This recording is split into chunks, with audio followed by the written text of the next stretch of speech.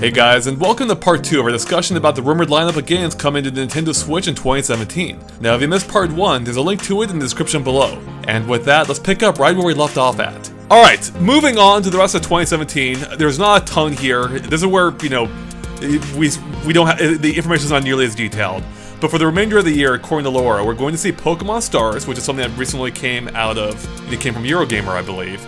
And she's saying it was initially slated for summer, but may have now slipped to autumn. And then on top of that, she mentions Pikmin 4 is also coming in the latter half, or presumably in the latter half of that year. Except now it's no longer called Pikmin 4. She's saying now it may be a Pikmin reboot instead, and it's coming in the autumn. Although she later clarified it may just be a reboot in name only, it may not actually be a full reboot of the game. It sounds like she, doesn't know what it is quite at this point. Right. So what are your general thoughts so far on those two titles? I mean, Pokemon Stars getting possibly delayed to autumn doesn't surprise me too much. I mean, this is like the first mainline Pokemon game on console, right. And even though it is a port of Sun and Moon, it's still a completely uncharted territory for Game Freak. So, I wouldn't be surprised if they need a little more time to get it right, make sure it's exactly how they want it. Mm-hmm. I'm not really expecting Pokemon Stars until later on. Like, I would not be surprised if it didn't make summer, mm-hmm. and I'm not really expecting it to make summer, so I'm kind of eyeing that toward like fall or winter, I think, anyway. Oh, and real quick, and what are your general thoughts on Pokemon Star, since you weren't on our Pokemon Star discussion? I guess I wasn't. Oh, that's either. True. I mean, I think it's monumentally exciting, but I think it's really crappy for Nintendo to have had that come out on Pokemon Sun and Moon's launch day. They can't be happy about. Yeah, because I saw so many people saying, "Well, I'm just gonna wait for Stars. Wait for the Switch version. I don't want to get it today." And that's a fair approach. I mean, why spend $40 on a game now when you can buy an HD console version that you can play on the go in 6 months to a year? Right. So I think it's really exciting. I just think the timing of the leak is really unfortunate. But I mean, I'm playing Pokemon Moon right now. I'm enjoying it, but I could totally see myself double dipping for the first ever console Pokemon experience. Like, I really want to try that, but I also don't want to wait a year to play Sun and Moon. So yeah, I mean, I'm sure that's what Nintendo's banking on too. Right. A lot of people want to play it right now. And I will say, well, I can only speak from seeing them, so I've never played the third version of these games mostly. But the third games do switch things up. Well, literally in this case, they do switch things up a bit, right? In that they do, and they sometimes. Oh, good. No, I'm done. They're not straight up port. Right, they sometimes tend to be a little more refined and have a few extra features and things like that. Like, I remember Emerald really came off as a lot more refined and kind of polished than Ruby and Sapphire back in the day. So, although I'd never played Platinum, so I don't know if that was true for Gen 4's case. But, yeah, I mean, generally, it's a more polished experience, though. So I would imagine Pokemon Stars not only to look better, but also to, like, personally, I'm hoping the battles are a little faster. Already, Gen 7's battles feel a little slow and chunky to me, as I've been saying in my previews. So maybe that's something they can improve on for the Switch version, especially considering they don't have to worry about completely maxing out the 3DS's capabilities. Right. Yeah, that's a good point. There's a lot of slowdown, especially on the old 3DS. So. Exactly. Yeah. Yeah, I guess one question has just popped in my head. With Pokemon Sun and Moon operating on 12-hour offset timetables, where do you think, how's Pokemon Stars going to fit in? Is it going to go with the night theme of Pokemon Moon, or is it going to go with the day theme of Pokemon Sun? Or something in between, like some weird 9-hour offset difference. Maybe it'll just let you choose when you want to set out and give you different perks. Like, Kingdom Hearts does a version of that where, like, it asks you, do you want to set out, like, before dawn or at sunset? And depending on what you choose, it doesn't affect the way the game looks, obviously, because there's no day-night cycle, but you get different perks in terms of Sora's stat growth over the course of the game. So maybe they could do a version of that where you choose when you set out, and maybe you get a bonus related to that, even something minor. That would make sense. I could totally see them just leaving it up to your choice. It's just night all the time, just nothing. Yeah. All right, Pikmin 4. Something we know almost nothing about. Potentially a reboot. According to her, it's not going to be called Pikmin 4. What do you think about that? Especially with it being presumably a near end of the year title, a quarter 4 title. It doesn't feel like a quarter 4 title to me. Like, I feel like that should be a summer title to kind of fill in some, potential blank spots in the schedule, just because I feel like Pikmin doesn't really have that, A-level Nintendo IP draw, right. That like Zelda and Mario and Pokemon do, of course. So Pikmin, I don't know. I mean, I'm not a fan of Pikmin, so it's harder for me to comment on this. I feel like Pikmin 3 was simultaneously well received and also not so well received. So I could see why they might want to just drop the name or the number altogether and just kind of start over. Because I feel like a lot of people didn't really like 3. Yeah, I'm not sure. I don't know. I think a lot of people do like it, but maybe you're right. I mean, I haven't looked into it too much. Yeah, because I've heard both. Yeah, I mean, I personally thought it was okay. Like, I actually prefer the first two. So, although part of that was hinged on my just hatred of how they used the gamepad in that game. I really disliked using it. Like, you had to sit with it in your lap, basically, while playing with the Wii Remote and Nunchuck. I remember you saying that, yeah. Yeah, that was not an enjoyable experience, for me at least. Evidently, some people didn't mind it. But yeah, this is an odd one, because... Yeah, I mean, there's not much story to the Pikmin games anyway, so, I mean, I guess, like, whether or not it's a reboot, it doesn't really matter. It doesn't factor into anything. So, I could see them dropping the name, though, just going back to Pikmin, or maybe adding a subtitle. Yeah, I'm just curious to see what they're doing here. I mean, it's weird, because, like, does Pikmin need a reboot? I mean, it's like, it's Pikmin. Yeah, that's exactly it. That's what I was touching on. Like, it doesn't really matter whether it is or it isn't. I'm indifferent to that. Yeah, exactly. I mean, this is, like you said, there already isn't a whole lot of continuity between. I mean, so I'm not really sure why they would feel the need to go, full reboot on this. So maybe they're just thinking that having the number in front of the name at all just will turn off potentially newcomers to the series. They're just like, oh, I haven't played the first 3, so I don't really want to get Pikmin 4, even though it looks interesting. So maybe that's their angle. They're just like, we don't want to turn off people who are coming to the series for the first time. Maybe, or maybe, I'm thinking about this more. Maybe it is a true reboot. Maybe they want to go back to basics, because with each game they add new Pikmin, new mechanics. Maybe they felt like it was getting too cluttered. Like Pikmin 3, there's like, I don't know, I think at least 5 different Pikmin types. You had 3 different captains to work with. Maybe they thought it was getting a little bit too complicated, and the reason I thought of this was because I was thinking about the other Pikmin game we know about, being the one coming to 3DS, Pikmin 3DS, as it's tentatively titled, where that game seems like it's going back to basics, where it's just Olimar, as far as we know, and 3 Pikmin type. So... That's true, too. Maybe that is what they're doing here. Maybe it is a true reboot, going back to basics. Maybe they want to do more with that, initial set of small characters. Well, if there's anything that we know Miyamoto loves, it's doing soft reboots of series over and over again, and not actually making any real progress in terms of the universe. Because we saw it with Star Fox twice, and then we saw it with Super Mario Galaxy and Galaxy 2. How the second game just completely decided to ignore that the first game even happened. So this is something that Miyamoto loves to do, so I would not be surprised at all if this is true. In his defense, though, Mario Galaxy 2 was amazing. So it was. I still maintain that I wanted to see that story carry over. Yeah, it was a good story. I mean, again, this is something that Miyamoto does. He loves rebooting things and starting over, and so this would not surprise me at all if it's true. I mean, if anything, it has me a little bit more intrigued. Like, just the potential of it maybe being a reboot, maybe it's not such a bad idea. Like, I mean, yeah, I'm not bothered by it, in this case, at least. Right, yeah. Now, I think there is another point you brought up here, which is, Pikmin doesn't seem like a holiday title. And I guess I should clarify, again, she said autumn, so, it may not be, it may not be positioned as their big holiday title. But looking at this, based on what we know, and again, this is not comprehensive, there's probably more coming, but neither of these games seem like huge holiday titles. I mean, Pokemon Stars kind of is. I mean, that'll be big regardless. Like, that's going to be a big game, but it's a port, right? So, like, we're missing like that big holiday title so far. Maybe there's probably one we don't know about. Oh, there has to be. I mean, this is end of next year. There's no way Nintendo's shown everything they have for 2017. Yeah. Oh, I mean, I absolutely agree with that. I'm just wondering if maybe there's possible potential of, as I mentioned before, Zelda maybe being bumped to a holiday release.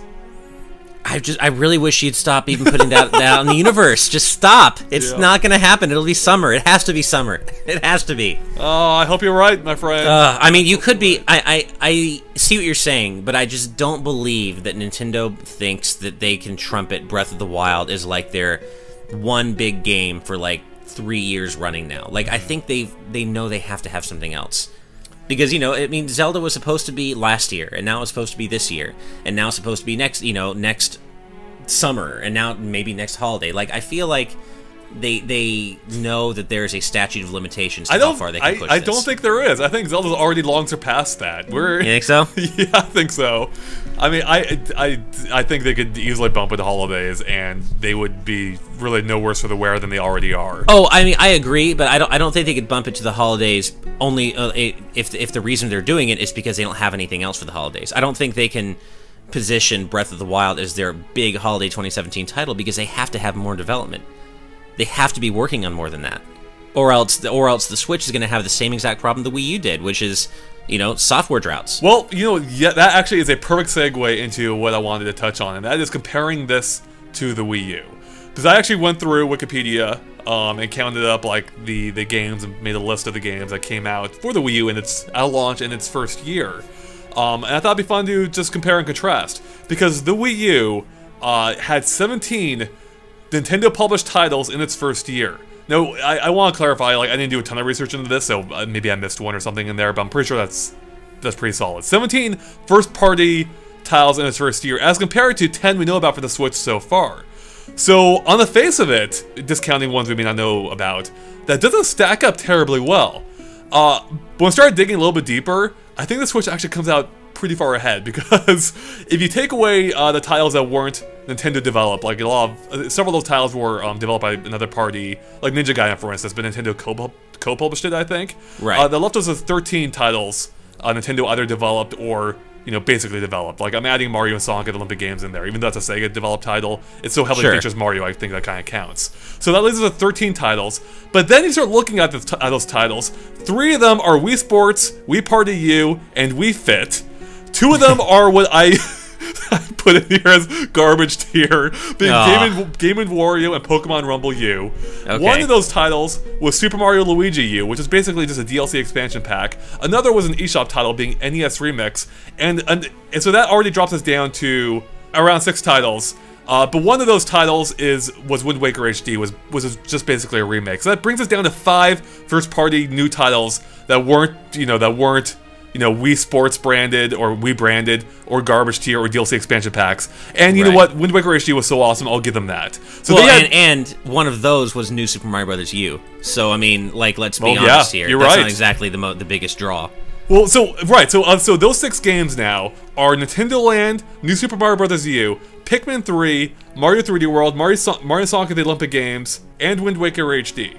So those are our 6 first-party titles that were worth a damn to some degree, which, as you mentioned, is even debatable. To be clear, though, you mean within the first year? Within the first year of the Wii U's launch, of the Wii U launch, as compared to the ones we've just talked about. So, what do you think? How do you think that stacks up? And it is interesting because the Switch's first-party lineup is pretty port-heavy, whereas the Wii U just had Wind Waker HD.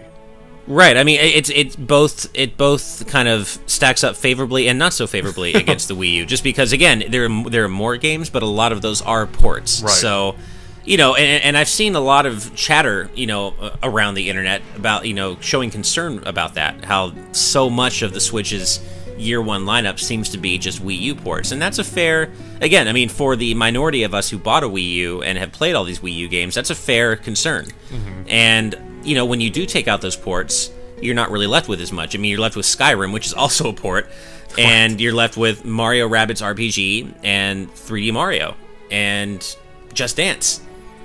That's it, really. And Breath of the Wild. For launch, you're talking. For launch, oh yeah, or even within the first 6 months. I mean, take out all the ports, and we're left with Mario Switch, Mario Rabbids RPG, Just Dance, and Breath of the Wild, and Guardians of the Galaxy. So for the first 6 months, that's 5 non-port games, which doesn't stack up so favorably to the Wii U. It doesn't. However, those games, I think, granted, we can't fully judge this until in hindsight after we've fully played these games, but going off of what I remember of my excitement going into the Wii U launch and what I know of the Switch's launch of those 5 games, like that's a much better lineup than what we had on the Wii U. I mean, if you 3D Mario alone and Breath of the Wild in the first 6 months, that's huge. That's true. Those are their 2 biggest properties for 6 months already covered on the Switch. Well, this is also assuming your doomsday scenario of Zelda getting delayed to the holidays doesn't come to pass. No, actually, that's true. You're right. That's assuming that. So you're right. That would potentially change things. But yeah, I think that compares favorably to like I would take a new 3D Mario any day over another new Super Mario Brothers game. Oh yeah, I mean easily. I mean, I remember when I got the Wii U in, that was literally the least excited I had been for any Nintendo console launch. I've never been less excited, and I like Nintendo Land. I think that was a fun game. I really enjoyed it. Everything else, though, it's like there's nothing new here. Like nothing really grabbing me as being showing me why I need this as a platform. Yeah. I mean, I vaguely recall feeling like that, but I think I was so enamored by Sonic and All-Stars Racing Transform that I was able to kind of ignore the disappointment I felt in having only having New Super Mario Bros. U and Nintendo Land otherwise.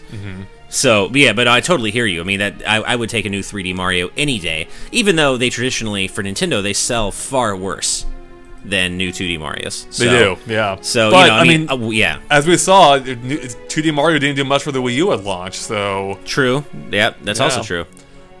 So, yeah, I mean, that really is the question, is, like, how much are these ports going to matter? Because it is port heavy, and again, I think it's going to come down to... Well, okay, no matter what, I think it's a good idea.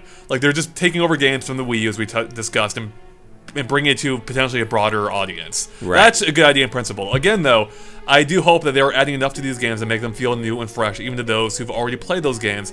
Otherwise, for people who played the Wii U and own those games, it may be a little bit disappointing. Just in a more general sense, not a compared to Wii U sense. Right. So, any final thoughts, Ash, on anything we touched on here, or anything regarding the first-year lineup that we know of, which may or may not be fully true? No, just that I'm really looking forward to finding out more about exactly what new content we're getting in these ports. Like, even more, I mean, obviously I'm really looking forward to finding out what Mario Switch is all about, but that info is going to come anyway, we know it. What I really want to know is what they're doing to make these ports attractive to people like us who've had the Wii U since launch, who've played all these games. So, obviously... You know me, I'm going to buy Smash no matter what. They could add nothing new, I'm going to buy it. But man, they could take away content and you'd still exactly, yeah. Unless it's Mega Man, then it might have to be like a protest, not buy it out of protest. But but no, I mean, like, obviously a lot of people are going to buy these ports already, but some people won't. And I think for those people, even like you said, the addition of the Ice Climbers or something just that, like, I'm really looking forward to seeing how they. What they're going to name these games. I want to know if it's going to be like Mario Kart 8 Plus or Mario Kart 8 for Switch or something. I don't like. What are they going to name these games? How are they going to position them? Are they going to position them as sequels, ports, enhanced ports, remakes? Like, I'm really curious to see how they approach this whole thing with all these Wii U ports. I'm going to go on the record here as with my official prediction. Splatoon won't be positioned as a port. Mario Kart will. Mario Maker will. I think, or Mario Kart will be positioned as an upgraded port. And then Mario Maker, I think, will be, as we discussed, a more straight-up port. Smash will be branded as Super Smash Bros. Switch, I think, so it's kind of its own thing. So yeah, I think Smash. I'm treating Smash and Splatoon as kind of being positioned as new games. I really want them to call Smash Super Smash Bros. For Nintendo 3DS and Wii U for Switch. I really want that to be the name. Oh god, I hope so now. That'd be so terrible. Yeah, so good. Yeah, or sorry, for Nintendo Switch, I think is you have to have the whole name in there. Yeah, yep, you do. That's it. So, on the whole, I'm pretty optimistic about this. This is looking pretty good to me. There's a lot to be excited here for. Again, new Mario and Zelda, and those ports are more than just ports. Count me in. This is all good stuff. And then there's Pikmin 2, which if it is kind of even closer to being I mean, no matter what it is, I'll be excited for. I like Pikmin games in general. Pikmin 3 was the exception. I'm looking forward to it. So I think this Switch, based on what little we know already, looking to be very promising, and that's not even accounting for everything we may not know about it. Yeah, I mean, again, there are all these games that, this is only the rumors that we've heard about. Right. We have no idea what else is in development, like Star Fox 1, the next reboot of Star Fox Zero. But in all seriousness, we really don't know what else is in development, but we know that there is other stuff. There has to be. And that's what's so exciting. Like, this is only a snapshot. It is. This is just the rumors that all these sources have heard about. We don't know all the things that Nintendo hasn't let leak, so that's what's so exciting about this. It absolutely is, yeah. And I guess, actually, there is one more title we didn't really touch on here, but we already knew about. But that Song 2017, again, coming in 2017. So. Right, and there's also the Silver Case in the first 6 months, which I'm not familiar with that game, but apparently it's a pretty popular Steam game. Yeah, I know nothing about it. Yeah. I was very confused by that first. I'm like, wait, what's this? Is there like, Yeah. what is a silver case? Like, is this a special edition or something? Yeah, I Or- was so confused, but yeah, I had to look it up, and I guess it's a popular game on Steam. But but so there's that in the first 6 months, and Sonic 2017. And by the way, first 6 months, I still would not be surprised if Sonic Mania shows up. I wouldn't either. I think It just makes too much sense. it really does. That seems kind of like a no-brainer. I think. So. I feel like that'd be something that they may show off in January during like a a third-party reel or something. Yeah, totally. Like just something they kind of stealthily announce and not make a big deal out of. Exactly. But, oh, hey, by the way, Sonic Mania is coming to Switch too, dummy. Yeah. Yeah. I guess there is one final thing we haven't touched on at all, and that is on this list. She lists for 2018 Beyond Good and Evil, and she clarifies it's not a direct sequel, semi-reboot, Switch exclusive. Which is all stuff I think we touched on before in the rumor update. I don't know if we really talked about it much, but I do want to mention that there was an interview recently with, God, was it Rayman's creator? I honestly didn't read too much into it, but someone involved with the development is saying that it may not even be 3 or 4 years until we see that game. So I really hope Laura's right and that we see it, or that her sources are right, and we see it in 2018. Because God, like, just seeing that quote yesterday, I'm like, man, we may never see this game, honestly. Well, it doesn't feel like whatever game is apparently coming to the Switch, it doesn't feel like it's going to be the Beyond Good and Evil 2 that they've allegedly been working on for the past, like, century. Like, it seems like they've completely scrapped all the different things they've been working on over the past several years and are now bringing to the Switch a completely new vision, which is like the semi-reboot / sequel thing that they're doing. It kind of feels like Resident Evil 4 development, how it just changed form so many times. The difference was, that happened within a relatively short time period and it came out. Right. But, like, I would not expect it all to, like, I don't expect to see that parkour sequence with Jade, like, running down that alley from years ago. I don't expect that to see that in this game. Nor I don't either, so... Alright, well, I think we covered it pretty darn well. So it sounds like we're both pretty excited for it. I mean, I think we're both very excited for it. This is good stuff, and again, just hoping those ports have more new stuff than just old stuff. And yeah. You're hoping the ports switch it up on us a bit? I do, Ash. You took the words right out of my mouth. It's too easy. Like, the name just sells itself as a pun. It's too easy. It totally does. I mean, and actually, again, I really hope they embrace that name for these games. Switch things up, whether, on a fundamental level or whether, like, a literal mechanic where you're switching things. So, especially in Mario Kart. Come on, Mario Kart, add that double dash mode, please. Watch on the January 12th presentation, they rebrand it with a new name, and it's the Switch.